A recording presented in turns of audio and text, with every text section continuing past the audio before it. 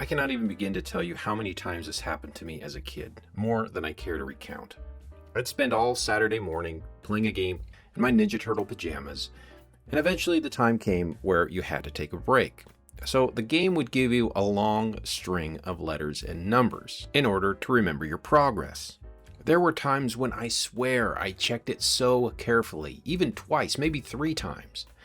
But the next day, type it back in, incorrect password. You had fought so hard to make all that progress, and the game basically says, I don't care! Incorrect password might have been one of the most insulting things a game could say to you back then. Which got me thinking, I'd always viewed passwords as just a primitive way of saving your game, but upon further examination, passwords were never really saving anything. They weren't storing your progress inside the game. They were turning your progress into information and making you carry it outside the game.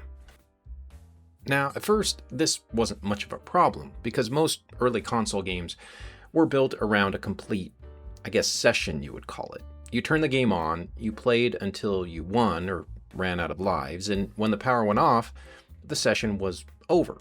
And that worked while games were short. But then games outgrew that single sitting. They became too large to finish all at once.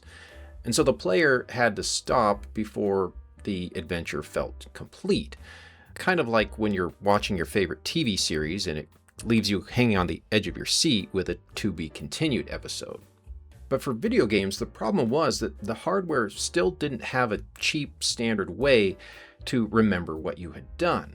So the password system solved that problem by handing the problem to the player. It was basically the game saying, you expect me to save your progress? I don't think so.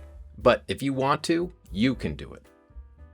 So in a nutshell, a password really was just like a save file, but one that you carried outside the cartridge. I think the first password game I remember playing as a kid was either Metroid or Punch-Out! But let's focus on Metroid because it's a more interesting example. Every password in Metroid is 24 characters long, pulled from a set of 64 possible letters, numbers, and symbols. Those 24 characters represented the parts of your progress the game needed to restore. Things like the items you had collected and which areas you had already cleared. But it wasn't necessarily preserving everything perfectly. It only remembered the parts the developers had decided were important. So the password wasn't just saving your progress, it was determining which parts of that progress would survive next time you continued your game. And now, because you carried that information outside of the game, the password became your only way back to where you had approximately left off. And looking back, I had forgotten just how valuable some of these passwords were. Having a password that gave you all the items or put you at the end level of a game was kind of like having the Holy Grail. Now, I don't want to sound like I'm bragging, but in my grade school, I was known as the kid who was the gamer. And often other kids would look to me as the one who had passwords to some of their favorite games. If I had been smarter, I could have made a killing off of this.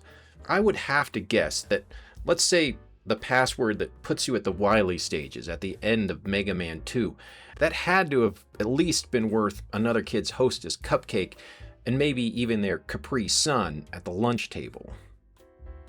Anyhow, once you understand what a password was carrying, its fatal flaw becomes obvious, because the more sophisticated a game became, the more information the password had to carry. That password would become longer. And especially if your handwriting was terrible like mine, the more dangerous that password became to copy. Earlier I mentioned Mike Tyson's Punch-Out! Its password system was made up of 10 characters, each being a number from 0 to 9. And this was actually one of the better password systems. It's why most of us can remember the password that takes you straight to Mike Tyson. It just simply looks like a phone number. But then you had more extreme examples. For instance, Dragon Quest II in Japan, it used a password system that was 52 characters long. You heard that right, 52.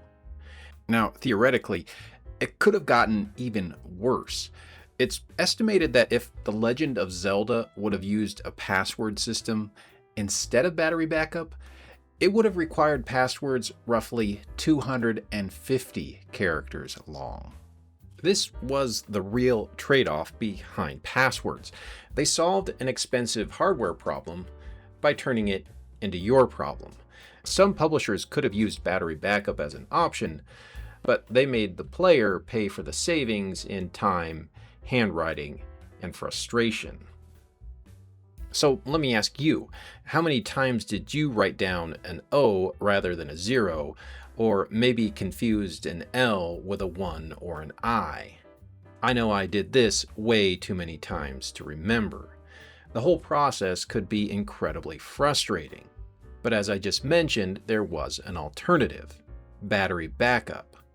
Most of us remember The Legend of Zelda as the first game that used this feature prominently. And that was a real novelty because battery-backed saving changed things completely. Instead of turning your progress into some cryptic code you had to write down, the cartridge now stored it for you. But it did have a price. Publishers had to cover the cost of adding a battery and a memory chip to every cartridge. So you could say making the player remember was cheap, making the cartridge remember was more expensive.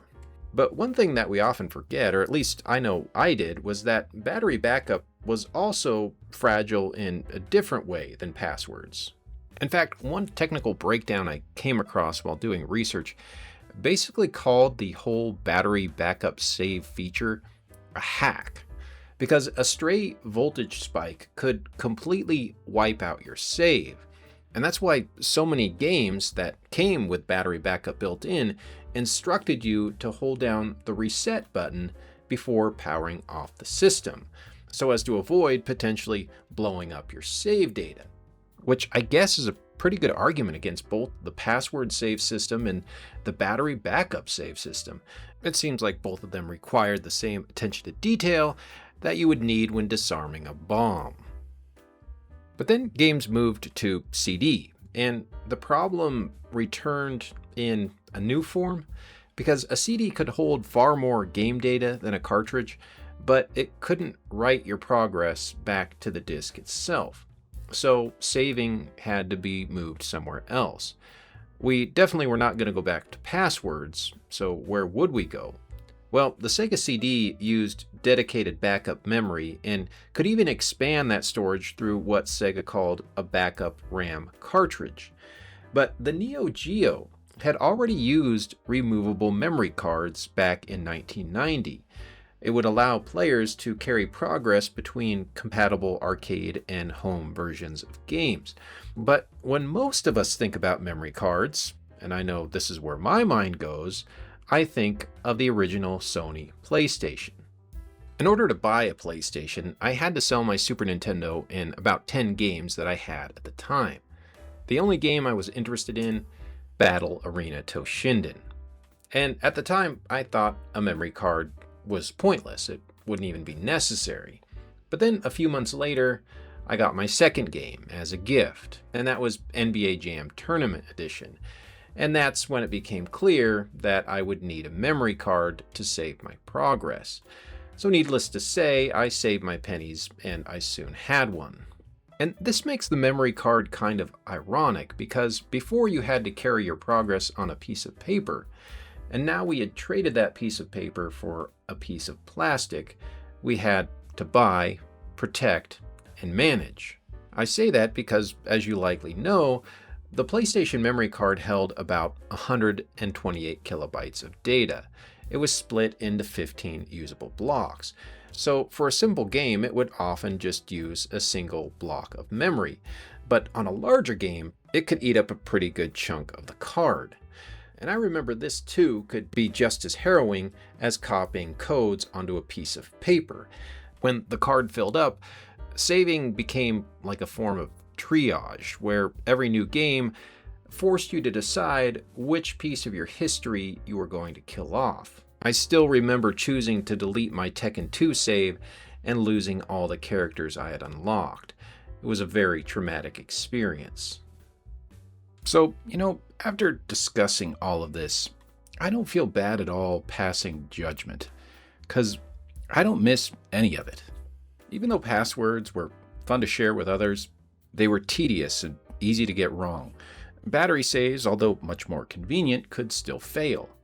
And memory cards made saving more universal, but made you feel like you had to start rationing your saves as you ran out of blocks of storage.